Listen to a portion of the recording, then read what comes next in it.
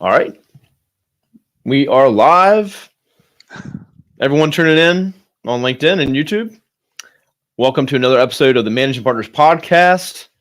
I'm joined today by a special guest, Vince McKnight. Vince, thanks so much for having be on the show with me today and sharing your story, your background. I'm sure the listeners will be excited to hear what you have to share today. So, introduce yourself on a personal level. I like to hear about a little bit of personal things first, where you live, what you like to do, maybe some background where you're from, and then we'll get into some business questions about the firm and how you guys operate. All right, fair enough.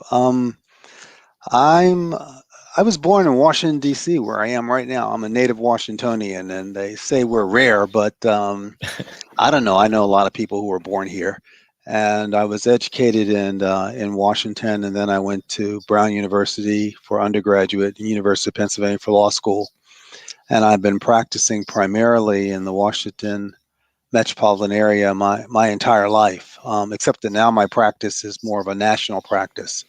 You know, I'm married to the very wonderful administrative judge Cynthia McKnight, who's a judge at the EEOC, administrative judge over there, and we have three sons, and they're all grown. I do, let's see, hobbies. I have two dogs. I have a German Shepherd and I have a poodle, and they occupy a lot of my time. And I do a lot of historical reading about Washington, and I'm a jazz fanatic. And every once in a while, I pick up the guitar and try to play that a little bit too. So that's basically who I am and what I do. I love that. That sounds awesome. So, how's it being married to a judge? I don't know. Well, when she became a judge, people were joking whether we had to genuflect when she came into the room, but not much has really changed. She's really great, and she loves what she does, and so it's all good. It's all good. That's awesome. I love it. Okay, so let's get in. Not far from you, I'm in Virginia Beach, and DC is maybe 3.5. It depends on traffic, of course. But we try to visit fairly often when we can, and so you're just down the way from us.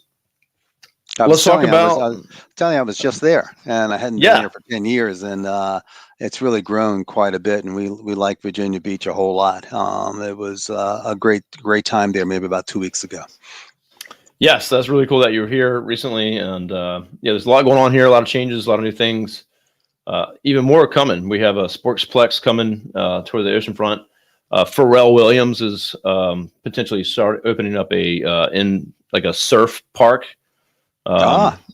Yeah, so check that out. That's going to be, I'm not sure when that project's kicking off, but Pharrell's behind that, and he's been doing a lot with the city. So it's really, really cool to see. So we'll definitely want to have you back. Tourism for the city. So tell me about your firm. I've looked into your firm a little, but of course I like to hear it from you. And very interesting stuff. It looks like a fairly large firm and spread out across the nation. But as far as maybe a quick overview on the firm and kind of the key focus areas, and then we'll shift into kind of your day to day, what you focus on, what your expertise are. Sure. Well, Sanford Heisler Sharp is a firm located. Geez, we've grown so much since I've been here. We have about 50 lawyers, and we're in New York, Washington, Baltimore, Nashville, and San Diego. And one of the primary focuses of the firm is employment discrimination, and we represent many high-level executives and partners in law firms who are claiming that they have suffered pay discrimination, sexual harassment, or things like that. We also have a whistleblower group, and we do a lot of whistleblower actions in the various agencies. We can talk about that a little bit more because that's what I do. And then we do financial cases involving pensions that aren't behaving properly or other financial mismanagement when, say, elderly people are being cheated out of the money by financial, advisors. And we have a criminal sexual abuse unit, and we represent victims of sexual abuse. And so we do a wide range of things, and we work on teams. And just because you're in Washington doesn't mean you're only working in Washington. You might be working on with lawyers from all around the country on different projects. And so it's an exciting place. And the people here are very committed and dedicated to representing people who are in trouble in these specific areas.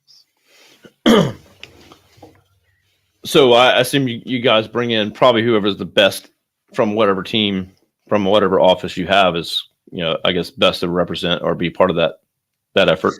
Well, one of the things that's exciting actually about the attorneys here is that the strength of the attorneys in terms of their backgrounds, educational strengths, and other strengths across the board. It's not like we have very many weak links in the lineup, if you will, and so that's important. Meaning, we work at a plaintiff's firm. We only represent individuals against various corporations or business interests. But most of the people, if not all of the people at the law firm, could be working at large, big law firms on the other side if they wanted to. But they're actually committed to this side of the fence and representing, say, women who have been the victims of sexual harassment or discrimination, for example, or other gender-related issues. And then, for my part, representing whistleblowers who are bringing information to the government about some fraud that has occurred that's depriving ultimately the tax payers of their money by cheating the public fisc. And so everybody is kind of committed to this side of the fence and very energetic. And I've had a great time working with everybody here. Well, it sounds like an amazing place, amazing team, mission, if you will. And so I wanted to learn more about, because me personally, I'm not as familiar with the whistleblower side, and I saw that's really where you specialize, and that you kind of help a whole team for that. And so tell us a little bit more about that and what that involves, to whatever you can share, of course. How did you get into that, I guess, and where how did you where did you start in the law side of things, and how did you get into that? Boy, that's a lot, but I started in practice actually working for big law for a couple of years. I was actually representing employers at a big law firm for about 2 years. And then I switched side and went to a plaintiff's personal injury law firm. And I did a whole lot of regular personal injury medical malpractice. And I also represented railroad workers. For about 12 years, I was representing railroad workers in the Washington metropolitan area, Philadelphia, and New York, who had been injured on the job. And that took me into federal court quite often. And while that practice developed, I started getting other railroad employees, primarily Amtrak, who had problems on the job. So it turned into wrongful discharge and other types of claims like that. And out of that came my first whistleblower case. And somebody came forward with a case alleging that the procurement associated with the Acela train set when it was first being built was being done improperly. And that was actually my first ever fraud case. And I think what's interesting about that case is that was a Totten v. Bombardier, is that I had to go up to the DC Circuit to argue that case on more than one occasion. And on one of those occasions, Judge John Roberts, who's now Justice John Roberts, was on that panel, and he was the lead judge. And also, Judge Merrick Garland was also on that panel.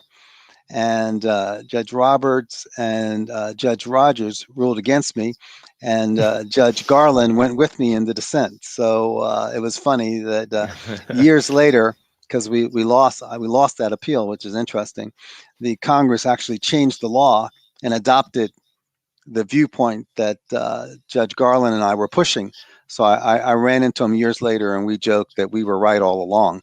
And so my life intersected with both Justice Roberts and Judge Garland, who is, of course, now the Attorney General of the United States. And that's a Washington story. And that's what launched my career in You were hooked. representing whistleblowers. Yeah, I was hooked in there. And then after that, there were some clients from Texas who called, and they worked at a small company that had been fined for selling Chinese products to the government. There was a law in place, it's still in place, that if you're selling products to the government, they have to come from what they say called a designated country, one that we have a trade agreement with, so that there's some reciprocity, so both governments can make some money off of it. And we don't have a trade agreement with China, and we didn't have one back then. So they had been fined for selling Chinese products, and yet they looked around, and a lot of their competitors were doing the same thing. A lot of big companies, big box stores like, Staples and things like that. So they came to me from Texas, actually, and I represented them in a series of actions against these other office supply sellers to the government for selling Chinese products to the government. And then that launched me in another direction in the whistleblower world. So, wow, interesting. So it's, my thought goes to how, if I'm one of these whistleblowers, how, who do I look to? Who do I search for? How do I find you or your firm? And, how many firms like you are in the marketplace? And when I first started, and back in 1995, I went to a conference of the lawyers who do this, and there were maybe 30 to 40 of us at the conference, and we were at a very small hotel on DuPont Circle. And the last conference I attended, there were closer to 400 to 500 lawyers who now do this across the United States. And so it's a highly specialized area, but we all stay in close contact with each other. Whistleblowers are interesting people, and they tend toward the geeky, if you will.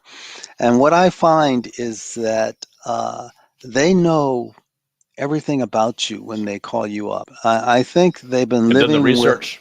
They've done a whole lot of research. They'll come and say, "I told you I went to Brown University," and so I remember a client once saying, just in the course of conversation, they say something like, "Well, I was in Providence, Rhode Island back around the same time that you were." So, they dig into your background. They look at what you've done, what your experience is. These, if you think about fraud, I guess a good place to start is to consider the fact that the United States government is probably the biggest customer of goods and services on the planet. And they buy everything from food to clothing to buildings to shovels to trucks to cars and everything like that. So, of course, there's a lot of opportunities there for shenanigans in the procurement process. And so you start with that.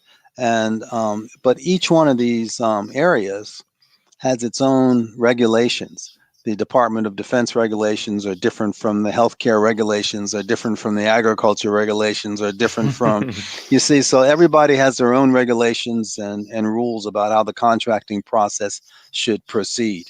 And in order to make it work, we have to delve into not just what happened, but what are the regulations and how were they violated, and what happened here, and did the government lose money? So we do a lot of work before we take the case into the government and present it to the government. And then it's presented, this is probably a key factor, we file things under seal. So no one knows that the case has been filed, not even the company. It remains under seal for a period of years. And during that period, we're usually working, hand in glove with the government attorneys and the other investigators to answer questions and to further investigate the case before the company that's been charged with fraud even knows about it. And Wow. so it Interesting. is, and it's all secret. So most of what I do, I can't even talk about. And Yeah. but it is fun sometimes because I've worked on cases where parts of the case have become public, uh, and I know that that's a case I'm working on, but I still can't talk about it because it's still under seal and hasn't finished yet. And that's another part of the game. I think sometimes people say, "How can you work on something that you can't talk about for like 4 years?" But that's our life as as fraud attorneys. That is very interesting stuff. So, and I assume so. Back to like these people doing research on you and being very, very well informed and know you better than you know yourself almost. I assume it's they're being very selective and they're probably not even sure if they come forward or disclose any of this, right? So it's they probably had that's they're that's actually that's actually very, very true. I've had people, for example, who have called me and used aliases for the first two or three conversations before finally they tell me who they are, just to oh sort wow. of get to know me a little bit better and decide whether they want to sign up with me. And then they eventually say, "Well, my real name is blah blah blah." I've actually had that happen, and then Well, they're I've protecting themselves, I guess, and make sure that you wouldn't go call someone and say, "Hey, I heard," well, I couldn't do that anyway because of yeah, attorney-client privilege. But yeah, the point is that that's the kind of call you might get. I have had other calls where people have no monetary interest at all. They just want they know something that might be of national security interest or something like that, and they've actually said, "Will you get this information to somebody at the government?" I've had that happen once or twice, and so I'll call up somebody and say, "Look, somebody just called me and told me this, and you ought to look into it." And they say, "Who?" I say, "I'm not allowed to tell you." And so, this world of whistleblowing leads you into all kinds of intrigue, possible national security issues, a lot of interesting. cybersecurity matters, high tech matters nowadays. There's a lot going on out there, and if you think about the explosion of the internet and artificial intelligence and how computers now dominate our lives.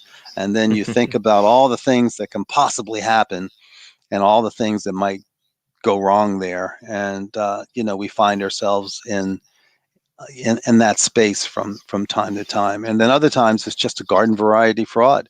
Somebody's just cheating the government on the price that it's charging. It's just simple. I told the government I was going to charge say $15 because my costs per item were $12 and I'm only making $3 profit.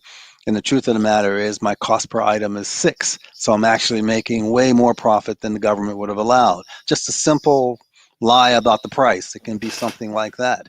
Or it Interesting. can be very, very, very complicated and hard to find because you have a contract that's 70 pages long and somewhere in there they're burying a 1% markup or a 2% markup. It's a multi-line deal. Think of your tax forms or something like that, and they're building things in. And at the end of the day, when the government thought it was only paying, say, 7% profit, it's really paying 20, 30, 40% profit. So, fraud is by definition hard to find and in many respects very sophisticated. And so you have to sort of put on your hat and roll up your sleeves and dig down into the weeds in order to find things. So half of your job is being a detective. It sounds pretty interesting to me. Sounds like a good movie too. I want to say, have you, is it the movie The Accountant? Have you ever seen that movie? I haven't seen it. I think people always ask me about the various whistleblower movies. I tend to stay away from movies that involve something that I do. Right, I look at Yeah, other stuff, but yeah, I've heard about it. yeah. I don't watch any digital marketing movies, so yeah, I don't know if I there want are any. something. I lean toward science fiction and something that's going to make me laugh, something completely totally silly, or some Star Wars thing in another galaxy or something. Then that's good Far, by far me. away. That far, far away. That's what I'm looking for.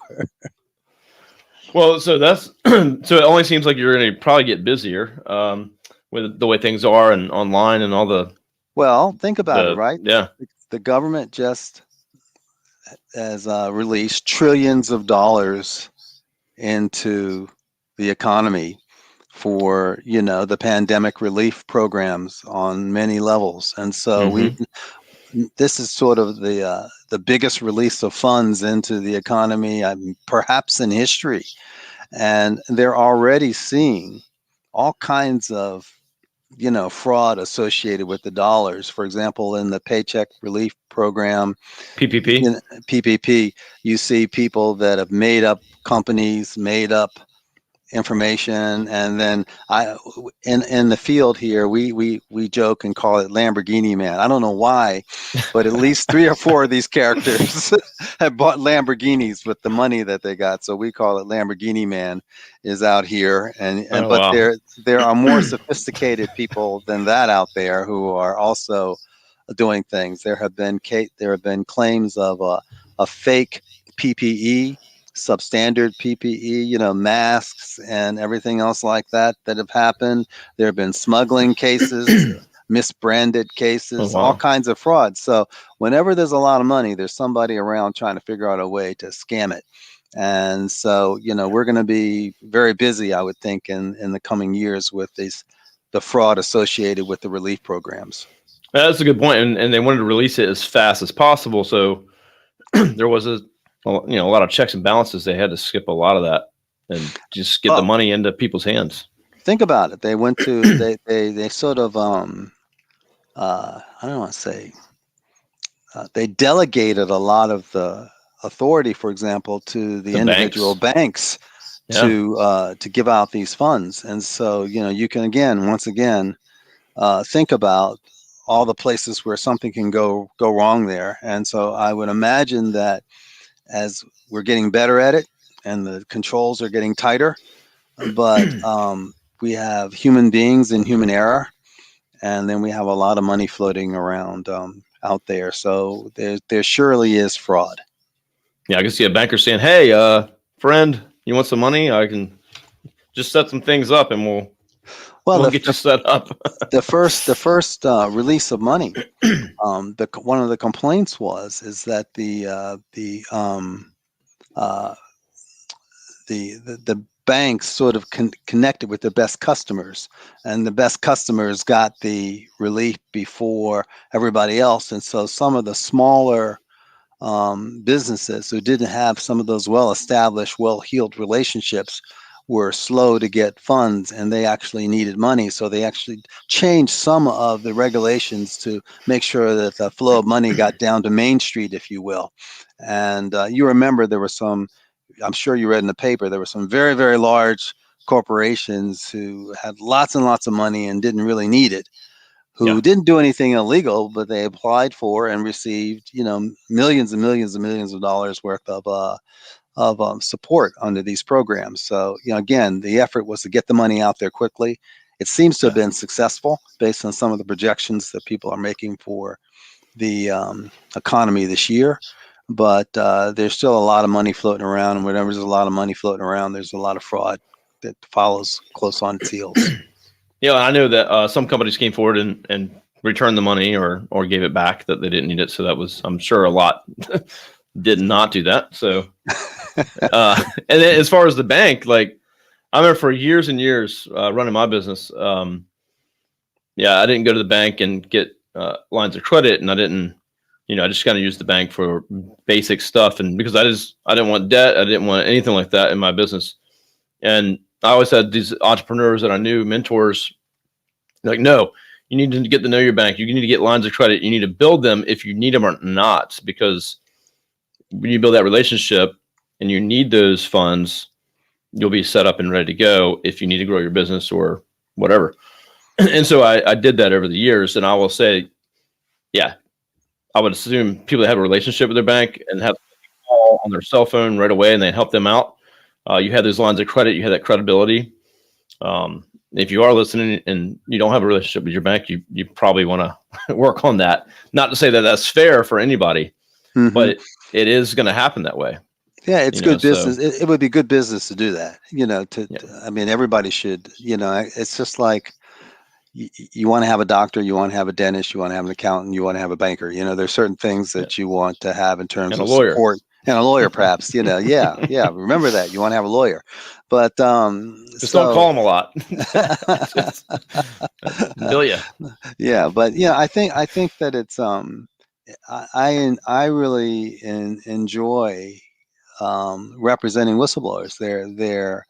They're all very smart, interesting people, and I feel honored that they came forward and decided to share this secret with me and entrusted me with the challenge of bringing this in and retrieving, the money for the government in whatever program it might be. And the whistleblowing programs have been some of the most successful programs the government has ever had in terms of corporate compliance. The False Claims Act has really worked very, very well. Now they have a whistleblower program at the SEC. They have an IRS whistleblower program. They have they have one that they just passed for money laundering. So they're finding that the business world and corporate world has become so complex that the only way they can really get to the bottom of whether corporations are being good corporate citizens is if a whistleblower comes forward and says, "Hey, I was in the room, and we know we weren't supposed to be doing this, but we were ordered by the manager to pad this bill, and we did it, and we've been making an extra $7 to $10 million a month, because of this little thing that we've been doing here." So, you need people to come forward so they can guide the government to the problem. Otherwise, how's the government going to find it? We're talking about a multinational corporations that have hundreds of millions of dollars in resources, and then they have great law firms that can defend them. If you just come knocking on the door and say, "Hey, can we look at your books?" you're going to have about 15 suits telling you no.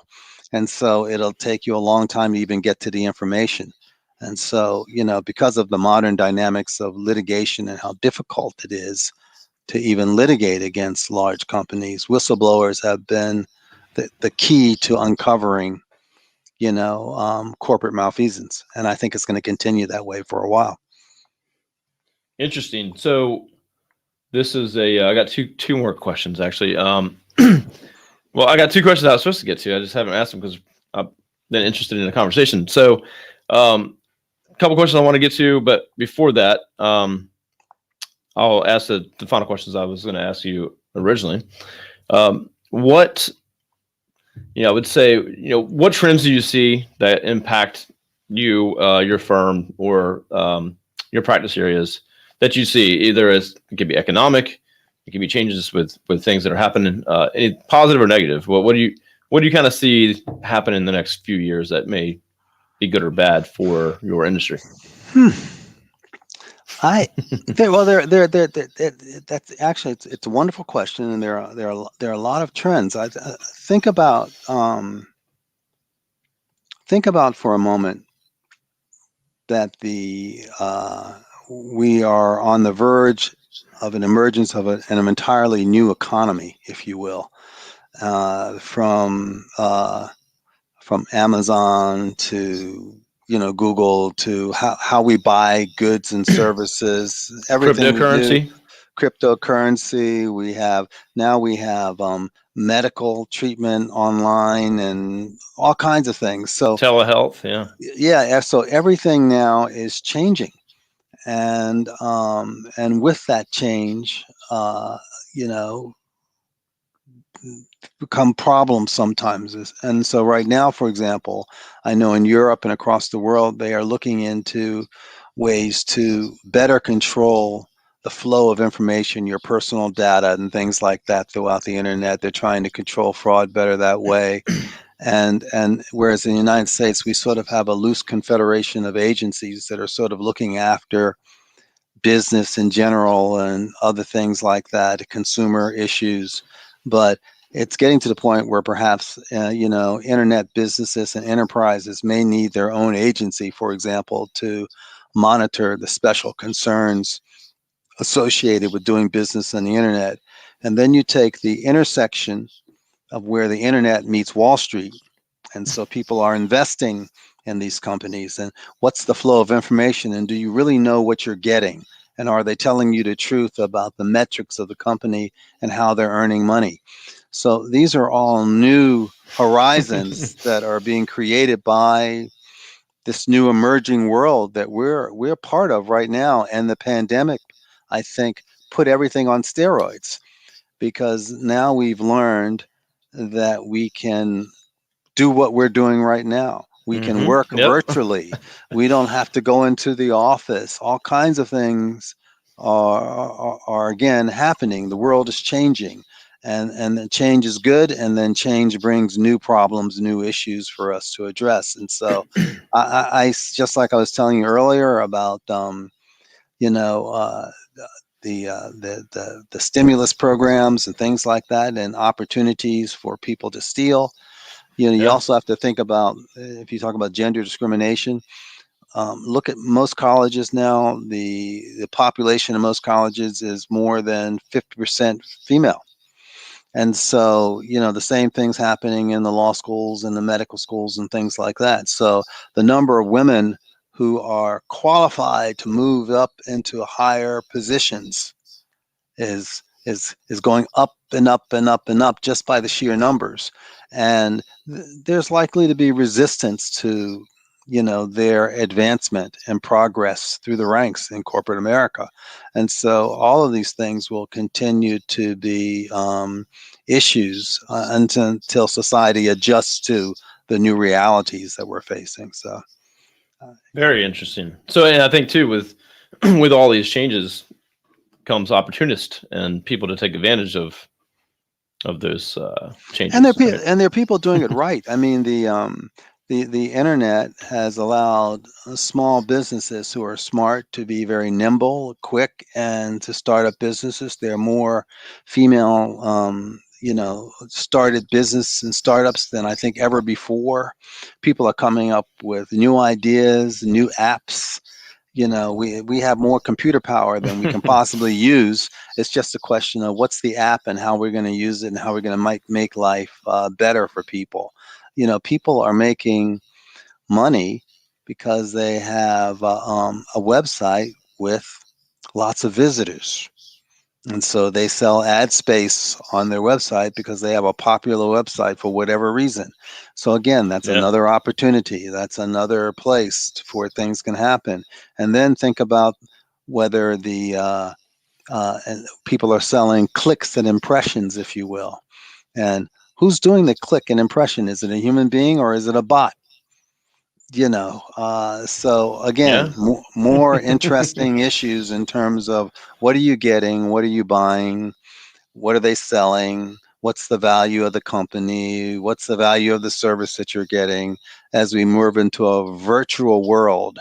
You know, how do we manage that? If we're just not walking down to the store anymore and saying, I'll have a, you know, let me have 2 Snickers and a bag of potato chips. Now we're like, somebody from Instacart. Uber, yeah, Yeah. Instacart and Uber Eats are delivering all these things to us, and they're built-in fees and things like that. So, what price convenience? And so, you know, we're things are changing very fast right now, and I think that that brings wonderful things, but it also brings things that need to be regulated to protect everybody in the new economy and a new society that it's growing out of this. I find it exciting, but it's happening so fast. I think that many people aren't keeping up.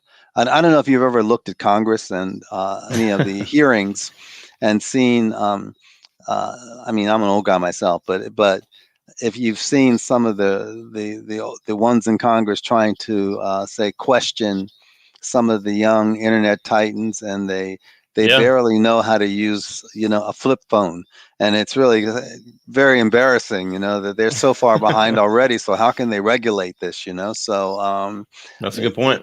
yeah, we're moving in new places. That's all.